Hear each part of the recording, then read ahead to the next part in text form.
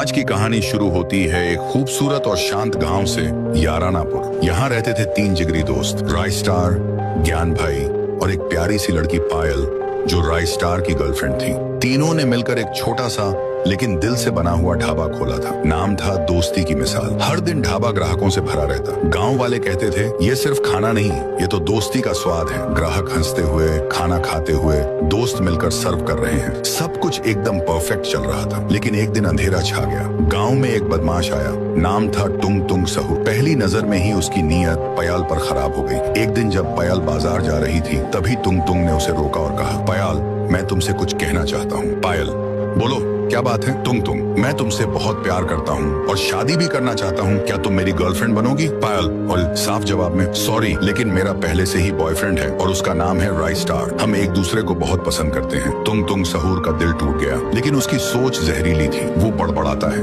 अगर पायल मेरी नहीं हुई तो मैं उसे किसी और की भी नहीं बनने दूंगा। उसने एक शैतानी प्लान बनाया। अगले दिन रात को ढाबे का काम खत्म हो चुका था। राइस्टार ने कहा, पायल, मैं घर जा रहा हूँ, तुम और ज्ञान भाई ढाबा बंद करके आ जाना। राइस्टार चला गया। पायल और ज्ञान भाई ढाबे का काम समेटने लगे। तभी तुम सहूर ने एक मौका देखा।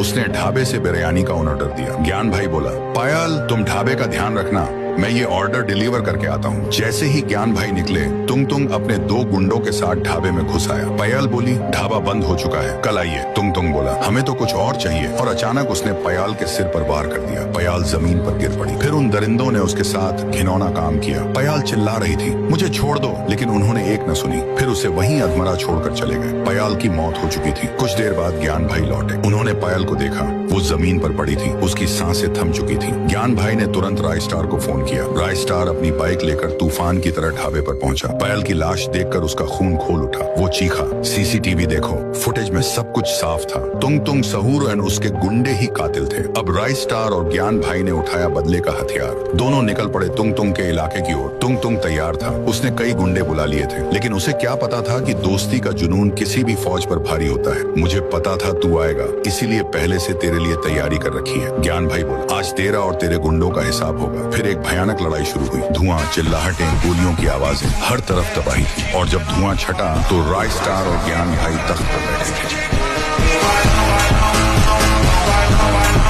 अगर तुम्हें भी मेरी तरह फ्री फायर में डायमंड चाहिए तो बायो में दिए लिंक को जरूर चेक करो।